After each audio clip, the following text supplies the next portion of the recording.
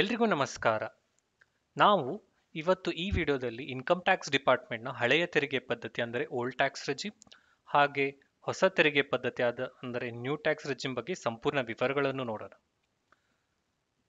Income tax regime ಅಲ್ಲಿ ನಿಮಗೆಲ್ಲರಿಗೂ ಗೊತ್ತೇ ಇರುವ ಹಾಗೆ ಎರಡು ಟ್ಯಾಕ್ಸ್ ಪದ್ಧತಿಗಳು ಅಂದರೆ old tax regime new tax regime ಎಂಬ ಎರಡು ತೆರಿಗೆ ಪದ್ಧತಿಗಳು ಇವೆ.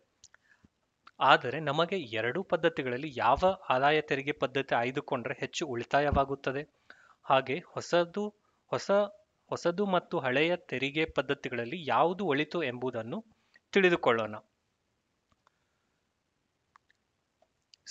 ನೀವು ಈ ವಿಂಡೋಲಿ ಏನು ನೋಡ್ಬೋದು ಅಂದರೆ ಓಲ್ಡ್ ಟ್ಯಾಕ್ಸ್ ರೆಜಿಮ್ ಅಲ್ಲಿ ಎಷ್ಟು ಟ್ಯಾಕ್ಸ್ ಲ್ಯಾಬ್ಸ್ ಇದೆ ಹಾಗೆ ಈ ಟ್ಯಾಕ್ಸ್ ಲ್ಯಾಬ್ಸ್ಗೆ ಎಷ್ಟು ಇನ್ಕಮ್ ಟ್ಯಾಕ್ಸ್ ಡಿಡಕ್ಟ್ ಆಗುತ್ತೆ ಅಂತ. ಸೊ 2.5 ಲಕ್ಷದವರೆಗೂ ಯಾವುದೇ ತರವಾದ ಟ್ಯಾಕ್ಸ್ ಇಲ್ಲ. 2.5 ಲಕ್ಷದಿಂದ 5 ಲಕ್ಷದವರೆಗೆ 5% ಟ್ಯಾಕ್ಸ್ ಇದೆ. 5 ಲಕ್ಷದಿಂದ 10 ಲಕ್ಷದವರೆಗೆ ಇನ್ಕಮ್ ಇದ್ರೆ 20%, ಹಾಗೆ 10 ಲಕ್ಷಕ್ಕಿಂತ ಜಾಸ್ತಿ ಇನ್ಕಮ್ ಇದ್ರೆ 30% ಟ್ಯಾಕ್ಸ್ ಕಟ್ ಆಗುತ್ತೆ. ಬಟ್ ಇಲ್ಲಿ ನೀವು ಗಮನಿಸಬೇಕಾದ ವಿಷಯ ಏನಂದ್ರೆ ಓಲ್ಡ್ ಟ್ಯಾಕ್ಸ್ ರೆಜಿಮ್ ಅಲ್ಲಿ ಎಕ್ಸಂಪ್ಷನ್ಸ್ ಹಾಗೆ ಡಿಡಕ್ಷನ್ಸ್ ಅವೈಲೇಬಲ್ ಇದೆ. ಅಂದ್ರೆ ಲೈಕ್ ಎಕ್ಸಂಪ್ಷನ್ಸ್ ಲೈಕ್ HRA ಆಗಿರ್ಬೋದು, ಲೀವ್ ಟ್ರಾವೆಲ್ ಅಲೋಯನ್ಸ್ ಆಗಿರ್ಬೋದು, ಅಥವಾ ಮೆಡಿಕಲ್ ಹೆಲ್ತ್ ಇನ್ಶೂರೆನ್ಸ್ ಆಗಿರ್ಬೋದು. ಆಮೇಲೆ ಅದೇ ಥರ ತುಂಬ ಎಕ್ಸಂಪ್ಷನ್ಸ್ ಹಾಗೆ ಡಿಡಕ್ಷನ್ಸ್ ಅವೈಲೇಬಲ್ ಇದೆ. ಅದಲ್ಲದೆ ನಿಮ್ಮ ಟ್ಯಾಕ್ಸೇಬಲ್ ಇನ್ಕಮ್ ಏನಾದರೂ 50,000ಕ್ಕಿಂತ ಕಮ್ಮಿ ಇದ್ದರೆ section 87A under section 87A ಕೆಳಗಡೆ 12,500 ರೂಪಾಯಿ ಟ್ಯಾಕ್ಸ್ ರಿಬೇಟ್ ಕೂಡ ಇದೆ. ಸೊ ಇದೆಲ್ಲವೂ ಓಲ್ಡ್ ಟ್ಯಾಕ್ಸ್ ರೆಜಿಮ್ ಅಲ್ಲಿ ಇದೆ. ಅದೇ ಥರ ನ್ಯೂ ಟ್ಯಾಕ್ಸ್ ರೆಜಿಮ್ ಅಲ್ಲಿ ನೀವು ನೋಡ್ಬೋದು ಓಲ್ಡ್ ಟ್ಯಾಕ್ಸ್ ರೆಜಿಮ್ಕಿಂತ ಜಾಸ್ತಿ ಟ್ಯಾಕ್ಸ್ ಲ್ಯಾಬ್ಸ್ ಅವೈಲೇಬಲ್ ಇದೆ. ಇಲ್ಲಿ ಲೈಕ್ 3 ಲಕ್ಷದವರೆಗೆ ನಿಮ್ದು ಇನ್ಕಮ್ ಇದ್ರೆ ಅಲ್ಲಿ ಯಾವುದೇ ತರಹದ ಟ್ಯಾಕ್ಸ್ ಇಲ್ಲ. 3 ಲಕ್ಷ 1 ರೂಪಾಯಿಂದ 6 ಲಕ್ಷದವರೆಗೆ 5%, ಹಾಗೆ 6 ಲಕ್ಷದ 1 ರೂಪಾಯಿಯಿಂದ 9 ಲಕ್ಷದವರೆಗೆ 10%, ಆ ಥರ ಟ್ಯಾಕ್ಸ್ ಸ್ಲ್ಯಾಬ್ಸ್ ಇದೆ. ಇಲ್ಲಿ ನೀವು ಗಮನಿಸಬೇಕಾದ ವಿಷಯ ಏನಂದ್ರೆ ನಿಮ್ಮ ಇನ್ಕಮ್ ಏನಾದರೂ 7 ಲಕ್ಷಕ್ಕಿಂತ ಕಡಿಮೆ ಇದ್ರೆ ಅಂಡರ್ ಸೆಕ್ಷನ್ 87A ಥ್ರೂ 25,000 ಅಂದರೆ 25,000ವರೆಗೂ ಟ್ಯಾಕ್ಸ್ ರಿಬೇಟ್ ಇದೆ. ಇದು ಓಲ್ಡ್ ಟ್ಯಾಕ್ಸ್ ರೆಜಿಮ್ ಅಲ್ಲಿರೋ ನ್ಯೂ ಟ್ಯಾಕ್ಸ್ ರೆಜಿಮ್ ಅಲ್ಲಿರೋ ವೈಶಿಷ್ಟ್ಯಗಳು. ಸೊ ಇವೆರಡು ನಾವು ನೋಡಿದ್ವಿ. ಇದರಲ್ಲಿ ಎಷ್ಟೋ ಸ್ಯಾಲರಿಡ್ ಪರ್ಸನ್ಗಳಿಗೆ ಇರೋ ಪ್ರಶ್ನೆ ಏನಂದ್ರೆ ಅವರಿಗೆ ಓಲ್ಡ್ ಟ್ಯಾಕ್ಸ್ ರೆಜಿಮ್ ಸೆಲೆಕ್ಟ್ ಮಾಡಿಕೊಂಡ್ರೆ ಜಾಸ್ತಿ ಟ್ಯಾಕ್ಸ್ ಸೇವ್ ಆಗುತ್ತಾ ಅಥವಾ ನ್ಯೂ ಟ್ಯಾಕ್ಸ್ ರೆಜಿಮ್ ಸೇವ್ ಮಾಡಿಕೊಂಡ್ರೆ ಜಾಸ್ತಿ ಟ್ಯಾಕ್ಸ್ ಸೇವ್ ಆಗುತ್ತಾ, ಅಥವಾ ಎಷ್ಟೋ ಜನರಿಗೆ ಲೈಕ್ ಇನ್ ಹ್ಯಾಂಡ್ ಸ್ಯಾಲ್ರಿ ಕಡಿಮೆ ಬರ್ತಾ ಇದೆ ಏಕೆಂದರೆ ಅವರ ಇನ್ಕಮ್ ಟ್ಯಾಕ್ಸ್ ಜಾಸ್ತಿ ಕಟ್ ಆಗ್ತಾ ಇದೆ ಅಂತ ತುಂಬ ಪ್ರಾಬ್ಲಮ್ಸ್ ಇರುತ್ತೆ. ಸೊ ನಾವು ಇವತ್ತಿನ ಈ ವಿಡಿಯೋದಲ್ಲಿ ಒಂದು ಇನ್ಕಮ್ ಟ್ಯಾಕ್ಸ್ ಕ್ಯಾಲ್ಕುಲೇಟರ್ ಅಂದರೆ ತೆರಿಗೆ ಕ್ಯಾಲ್ಕುಲೇಟರ್ನ ತೋರಿಸ್ತೀವಿ. ಈ ತೆರಿಗೆ ಕ್ಯಾಲ್ಕುಲೇಟರ್ನ ವೈಶಿಷ್ಟ್ಯ ಏನಂದ್ರೆ ನೀವು ನಿಮ್ಮ ಇನ್ಕಮ್ ಟ್ಯಾಕ್ಸ್ ಕ್ಯಾಲ್ಕುಲೇಟ್ ಮಾಡ್ಕೋಬಹುದು. ಅಂದ್ರೆ ನಿಮಗೆ ಎಷ್ಟು ಟ್ಯಾಕ್ಸ್ ಆಗುತ್ತೆ ನಿಮ್ಮ ಇನ್ಕಮ್ ಪ್ರಕಾರ ಅದನ್ನ ಕ್ಯಾಲ್ಕುಲೇಟ್ ಮಾಡ್ಕೋಬಹುದು. ಹಾಗೆ ನೀವು ನಿಮ್ಮ ಟ್ಯಾಕ್ಸ್ ಕಡಿಮೆ ಆಗೋದಕ್ಕೆ ತೆರಿಗೆ ಯೋಜನೆಯನ್ನು ಕೂಡ ಮ್ಯಾಪ್ ಮಾಡ್ಕೋಬಹುದು. ಲೈಕ್ ಎಷ್ಟು ಯಾವ್ದ್ರಲ್ಲಿ ಇನ್ವೆಸ್ಟ್ ಮಾಡಬೇಕು, ಯಾವ್ಯಾವ ಎಕ್ಸಂಪ್ಷನ್ಸ್ ಇದೆ, ಅದರಲ್ಲಿ ನೀವು ಎಷ್ಟು ಇನ್ವೆಸ್ಟ್ ಮಾಡಿದ್ರೆ ಎಷ್ಟು ಟ್ಯಾಕ್ಸ್ ಸೇವ್ ಆಗುತ್ತೆ ಅದೆಲ್ಲವನ್ನು ನೋಡ್ಕೋಬಹುದು. ಅದಲ್ಲದೆ ಹಳೆ ತೆರಿಗೆ ಪದ್ಧತಿ ಮತ್ತು ಹೊಸ ತೆರಿಗೆ ಪದ್ಧತಿಯಲ್ಲಿ ನಿಮ್ಮ ಸ್ಯಾಲರಿಗೆ ಅನುಗುಣವಾಗಿ ಯಾವುದು ಉತ್ತಮವಾಗಿದೆ ಎಂಬುದನ್ನು ಕೂಡ ನೋಡೋಣ. ಸೊ ಇದು ನಾವು ಮಾಡಿರುವಂತ ಎಕ್ಸೆಲ್ ಕ್ಯಾಲ್ಕುಲೇಟರ್. ಸೊ ಇದರಲ್ಲಿ ನೀವು ಎಂಟರ್ ಡೇಟಾ ಇನ್ ಎಲ್ಲೋ ಫೀಲ್ಡ್ಸ್ ಅಂದ್ರೆ ಎಲ್ಲೋ ಅಲ್ಲಿರೋ ಫೀಲ್ಡ್ಸ್ ನಲ್ಲಿ ಮಾತ್ರ ನಿಮ್ಮ ಡೇಟಾ ಎಂಟರ್ ಮಾಡಬೇಕು. ಲೈಕ್ ಬೇರೆ ಬೇರೆ ಹೆಡಿಂಗ್ಸ್ ಅಲ್ಲಿರೋ ಕರೆಸ್ಪಾಂಡಿಂಗ್ ಡೇಟಾನ ಎಂಟರ್ ಮಾಡಬೇಕು. ಸೊ ಇಷ್ಟು ಮಾಡಿದ್ರೆ ಆಟೋಮೆಟಿಕ್ ಆಗಿ ಇಲ್ಲಿ ಓಲ್ಡ್ ಟ್ಯಾಕ್ಸ್ ರೆಜಿಮ್ ಅಲ್ಲಿ ಎಷ್ಟು ಕ್ಯಾಲ್ಕುಲೇಟ್ ಆಗುತ್ತೆ, ಅದೇ ಥರ ನ್ಯೂ ಟ್ಯಾಕ್ಸ್ ರೆಜಿಮ್ ಅಲ್ಲಿ ಎಷ್ಟು ಟ್ಯಾಕ್ಸ್ ಕ್ಯಾಲ್ಕುಲೇಟ್ ಆಗುತ್ತೆ, ಹಾಗೆ ಅದಲ್ಲದೆ ನಿಮಗೆ ಎರಡರಲ್ಲೂ ಯಾವುದು ಉತ್ತಮವಾಗಿದೆ ಎಂಬುದು ಆಟೋಮೆಟಿಕ್ ಆಗಿ ಕ್ಯಾಲ್ಕುಲೇಟ್ ಮಾಡಿ ಡಿಸ್ಪ್ಲೇ ಆಗುತ್ತೆ. ಸೊ ಒಂದು ಎಕ್ಸಾಂಪಲ್ ನೋಡೋಣ ಇದಕ್ಕೆ. ಸೊ ಸಪೋಸ್ ಒಬ್ಬ ಎಂಪ್ಲಾಯಿಯ ಸ್ಯಾಲ್ರಿ ಆನ್ಯುವಲ್ ಗ್ರಾಸ್ ಸ್ಯಾಲ್ರಿ 7,75,000 ಇದೆ ಅಂತ ತಿಳ್ಕೊಂಡು ಸ್ಟ್ಯಾಂಡರ್ಡ್ ಡಿಡಕ್ಷನ್ಸ್ ಇರೋದು 50,000. House rent alliance like suppose ಒಂದು 80,000 ಅಂತ ಇಟ್ಕೊಳ್ಳೋಣ. ಎಷ್ಟಾದರೂ ಎಂಟ್ರ್ ಮಾಡಿ ನೀವು ಮ್ಯಾಕ್ಸಿಮಮ್ ನೀವು ಕ್ಯಾಲ್ಕುಲೇಟ್ ಮಾಡಿಕೊಂಡು ಎಷ್ಟಿದೆ ಅಷ್ಟು ಎಂಟ್ರ್ ಮಾಡ್ಬೋದು. HR ಕ್ಯಾಲ್ಕುಲೇಟ್ ಮಾಡೋಕ್ಕೆ ನಿಮ್ಗೆ ಏನಾದರೂ ವಿಡಿಯೋ ಮಾಡಬೇಕು ಅಂತ ಇದ್ರೆ ಕಮೆಂಟ್ ಮಾಡಿ. ನಾವು ಬೇಸ್ಡ್ ಆನ್ ನಿಮ್ಮ ಕಮೆಂಟ್ಸ್ ನಾವು HRA ಹೇಗೆ ಕ್ಯಾಲ್ಕುಲೇಟ್ ಮಾಡ್ಬೋದು ಅಂತ ಕೂಡ ಮಾಡ್ತೀವಿ. ಸೊ ಅದಲ್ಲದೆ ಪ್ರೊಫೆಷ್ನಲ್ ಟ್ಯಾಕ್ಸ್ ಹಾಗೆ ಎಂಟರ್ಟೈನ್ಮೆಂಟ್ ಅಲಯನ್ಸ್. ಸೊ ಇದು ಪ್ರೊಫೆಷ್ನಲ್ ಟ್ಯಾಕ್ಸ್ ಮೋಸ್ಟ್ಲಿ ಎಲ್ರಿಗೂ ಅಪ್ಲೈ ಆಗುತ್ತೆ. ಅದು 2,400 ರೂಪಾಯಿ ಇರುತ್ತೆ. ಸೊ ಅದೇ ಥರ ಎನ್ ಪಿ ಎಸ್ ಅಲ್ಲಿ maximum allowed amount to 50,000. So ಅದನ್ನು ನಾನು ಇನ್ಕ್ಲೂಡ್ ಮಾಡ್ಕೊತೀನಿ ಇಲ್ಲಿ. 50,000 ಇದೆ. ಸೊ ಅದೇ ಥರ ಲೀವ್ ಟ್ರಾವೆಲ್ ಅಲಯನ್ಸ್ ಏನಾದ್ರು ಇದ್ದರೆ ಅದನ್ನ ಕೂಡ ನೀವು ಎಂಟರ್ ಮಾಡ್ಕೋಬೋದು.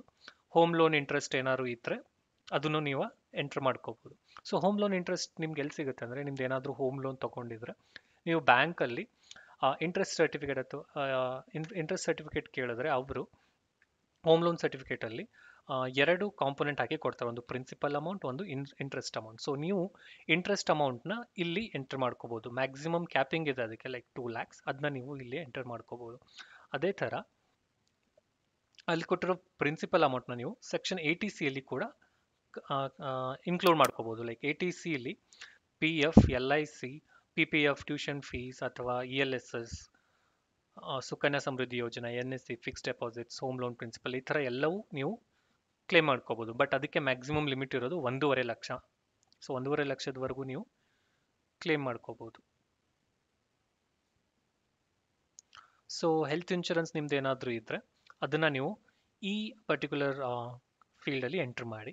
ಲೈಕ್ ನಿಮ್ಮದು ಹೆಲ್ತ್ ಇನ್ಶೂರೆನ್ಸ್ ಮ್ಯಾಕ್ಸಿಮಮ್ 25,000 ಕ್ಲೇಮ್ ಮಾಡ್ಕೋಬೋದು. ಇನ್ ಕೇಸ್ ನೀವು ನಿಮ್ಮ ಪೇರೆಂಟ್ಸ್ಗೂ ಹೆಲ್ತ್ ಇನ್ಶೂರೆನ್ಸ್ ತೊಗೊಂಡಿದ್ರೆ ಸೊ ಇಬ್ಬರದು ಸೇರಿ 50,000 ಕ್ಲೇಮ್ ಮಾಡ್ಕೋಬೋದು. ಸೊ ಇನ್ ಕೇಸ್ ನಿಮ್ಮ ಪೇರೆಂಟ್ಸ್ ಏನಾದರೂ ಸೀನಿಯರ್ ಸಿಟಿಸನ್ಸ್ ಇದ್ದರೆ ಅವಾಗ 25,000 ಬದಲಿಗೆ 50,000ದವರೆಗೂ ಹೆಲ್ತ್ ಇನ್ಶೂರೆನ್ಸ್ ಕ್ಲೇಮ್ ಮಾಡ್ಕೋಬೋದು. ಸೊ ಆಗ 75,000 ಟೋಟಲ್ ಆಗಿ ನಿಮ್ಮದು ಹೆಲ್ತ್ ಇನ್ಶೂರೆನ್ಸಲ್ಲಿ ಕ್ಲೇಮ್ ಮಾಡ್ಕೋಬೋದು. ಸೊ ಅದಲ್ಲದೆ ATTTAನಲ್ಲಿ ನಿಮ್ಮ ಸೇವಿಂಗ್ಸ್ ಬ್ಯಾಂಕ್ ಅಲ್ಲಿರೋ ಇಂಟ್ರೆಸ್ಟ್ನ ಕೂಡ ಕ್ಲೇಮ್ ಮಾಡ್ಕೋಬೋದು, ಲೈಕ್ ಅಪ್ ಟು 10,000. ಸೊ ಅದಲ್ಲದೆ ಏನಾದರೂ ಅದರ್ ಡಿಡಕ್ಷನ್ಸ್ ಇದ್ದರೆ ಅದನ್ನ ನೀವು ಇಲ್ಲಿ ಎಂಟರ್ ಮಾಡಿ. ಸೊ ನಿಮ್ಮದು ಟೋಟಲ್ ಎಕ್ಸಂಪ್ಷನ್ ಆ್ಯಂಡ್ ಡಿಡಕ್ಷನ್ಸ್ ಇಷ್ಟಾಗುತ್ತೆ. ಸೊ ನೀವು ಇಲ್ಲಿ ನೋಡ್ಬೋದು ಆಟೋಮೆಟಿಕ್ ಆಗಿ ಓಲ್ಡ್ ಟ್ಯಾಕ್ಸ್ ರೆಜಿಮಲ್ಲಿ ಇಷ್ಟು ನಿಮ್ಮ ಟ್ಯಾಕ್ಸೇಬಲ್ ಇನ್ಕಮ್ ಇದೆ, ಲೈಕ್ 3,92,600 ಅಂದರೆ 3,92,600. ಹಾಗೆ ನ್ಯೂ ರೆಜಿಮಲ್ಲಿ 7,25,000. ಸೊ ಓಲ್ಡ್ ಟ್ಯಾಕ್ಸ್ ರೆಜಿಮ್ ನಿಮ್ಮದು 5 ಲಕ್ಷಕ್ಕಿಂತ ಕಮ್ಮಿ ಇರೋದ್ರಿಂದ ಫೈನಲ್ ಟ್ಯಾಕ್ಸ್ 0 ಆಗಿದೆ. ಅದೇ ನ್ಯೂ ಟ್ಯಾಕ್ಸಲ್ಲಿ 7,25,000 ಇರೋದ್ರಿಂದ ಟ್ಯಾಕ್ಸೇಬಲ್ ಇನ್ಕಮ್ ನಿಮ್ಮದು 26,000 ಫೈನಲ್ ಟ್ಯಾಕ್ಸ್ ಆಗುತ್ತೆ. ಸೊ ಅದೇ ಈಗ ನಾವು ಇನ್ನೊಂದು ಎಕ್ಸಾಂಪಲಲ್ಲಿ ನೋಡೋಣ. ಲೈಕ್ ಸಪೋಸ್ ಒಬ್ಬ ಎಂಪ್ಲಾಯಿ 12 ಲಕ್ಷ ಇನ್ಕಮ್ ಇದ್ದಾಗ ಎಷ್ಟಾಗುತ್ತೆ. 12 ಲಕ್ಷ ಟೋಟಲ್ ಇನ್ಕಮ್ ಇದ್ದಾಗ ಸ್ಟ್ಯಾಂಡರ್ಡ್ ಡಿಡಕ್ಷನ್ 50,000, HRA ಅಷ್ಟೇ ಇರಲಿ 80,000. ಪ್ರೊಫೆಷ್ನಲ್ ಟ್ಯಾಕ್ಸ್ NPS ಯಾವುದು ಇದರಲ್ಲಿ ಚೇಂಜ್ ಮಾಡಲ್ಲ, ಜಸ್ಟ್ ಫಾರ್ ಅನ್ ಎಕ್ಸಾಂಪಲ್ ನೋಡ್ತಿರೋದು. ಸೊ ಈಗ ನೀವು ನೋಡ್ಬೋದು ಫೈನಲ್ ಟ್ಯಾಕ್ಸ್ 79,061 ರೂಪಾಯಿ ಆಗುತ್ತೆ ಓಲ್ಡ್ ಟ್ಯಾಕ್ಸ್ ರೆಜಿಮಲ್ಲಿ. ಅದೇ ನ್ಯೂ ಟ್ಯಾಕ್ಸ್ ರೆಜಿಮಲ್ಲಿ 85,800 ರೂಪಾಯಿ ಆಗುತ್ತೆ. So new tax regime results in higher tax. So suppose ಇಲ್ಲಿ ಹೆಲ್ತ್ ಇನ್ಶೂರೆನ್ಸ್ ತಗೊಂಡಿಲ್ಲ ಅಂದರೆ ಸೊ 0 ಮಾಡೋಣ. ಆಗ ಇಮಿಡಿಯೇಟ್ ಆಗಿ ನೀವು ನೋಡ್ಬೋದು ಫೈನಲ್ ಟ್ಯಾಕ್ಸ್ ಓಲ್ಡ್ ಟ್ಯಾಕ್ಸ್ ರೆಜಿಮಲ್ಲಿ 89,000 ಆಗುತ್ತೆ, ನ್ಯೂ ಟ್ಯಾಕ್ಸ್ ರೆಜಿಮಲ್ಲಿ 85,000 ಆಗುತ್ತೆ. ಸೊ ಈ ಕೇಸಲ್ಲಿ ಇನ್ ಕೇಸ್ ಲೈಕ್ ಯಾವ್ದಾದ್ರು ಡಿಡಕ್ಷನ್ಸ್ ನೀವು ಚೇಂಜ್ ಮಾಡಿದ್ರೆ, ಲೈಕ್ ನಿಮ್ಮ ಅಕಾರ್ಡಿಂಗ್ ಟು ನಿಮ್ಮ ಸ್ಯಾಲ್ರಿ ಅಥವಾ ನಿಮ್ಮ ಎಕ್ಸಂಪ್ಷನ್ಸ್, ನಿಮ್ಮ ಡಿಡಕ್ಷನ್ಸ್ ನಿಮ್ಮದು ನೀವು ಚೇಂಜ್ ಮಾಡಿಕೊಂಡು ಚೆಕ್ ಮಾಡ್ಕೋಬೋದು. ಲೈಕ್ ಯಾವುದು ಎರಡರಲ್ಲಿ ಉತ್ತಮ, ಯಾವ ಟ್ಯಾಕ್ಸ್ ರೆಜಿಮ್ ಅಲ್ಲಿ ನೀವು ಸೆಲೆಕ್ಟ್ ಮಾಡಿಕೊಂಡ್ರೆ ಎಷ್ಟು ಟ್ಯಾಕ್ಸ್ ಸೇವ್ ಆಗುತ್ತೆ, ಅಥವಾ based on these parameters, like ಈ ಪ್ಯಾರಾಮೀಟರ್ ಮೇಲೆ ನೀವು ಎಷ್ಟು ಇನ್ವೆಸ್ಟ್ ಮಾಡಿದ್ರೆ ಎಷ್ಟು ಟ್ಯಾಕ್ಸ್ ಸೇವ್ ಆಗುತ್ತೆ ಅಂತ ಕ್ಯಾಲ್ಕುಲೇಟ್ ಮಾಡ್ಕೊಂಡು ಅದೇ ಥರ ಇನ್ವೆಸ್ಟ್ ಮಾಡಿಕೊಂಡು ನೀವು ಆದಷ್ಟು ಜಾಸ್ತಿ ಟ್ಯಾಕ್ಸ್ ಸೇವ್ ಮಾಡ್ಕೋಬೋದು. ಈ ಥರ ಈ ನಮ್ಮ ಎಕ್ಸೆಲ್ ಟ್ಯಾಕ್ಸ್ ಕ್ಯಾಲ್ಕುಲೇಟರ್ನ ನೀವು ಯೂಸ್ ಮಾಡಿಕೊಂಡು ವರ್ಕ್ ಮಾಡ್ಕೋಬೋದು. ಸೊ ಈ ವಿಡಿಯೋ ನಿಮ್ಗೆ ಏನಾದರೂ ಇಷ್ಟ ಆಗಿದ್ರೆ ನಮ್ಮ ಚಾನಲ್ನ ಲೈಕ್ ಮಾಡಿ, ಈ ವಿಡಿಯೋನ ಆದಷ್ಟು ಜನರಿಗೆ ಶೇರ್ ಮಾಡಿ. ಅದೇ ಥರ ನಿಮಗೆ ಏನಾದರೂ ಈ ಎಕ್ಸೆಲ್ ಶೀಟ್ ಬೇಕಿದ್ರೆ ಕಮೆಂಟ್ ಮಾಡಿ. ಧನ್ಯವಾದಗಳು.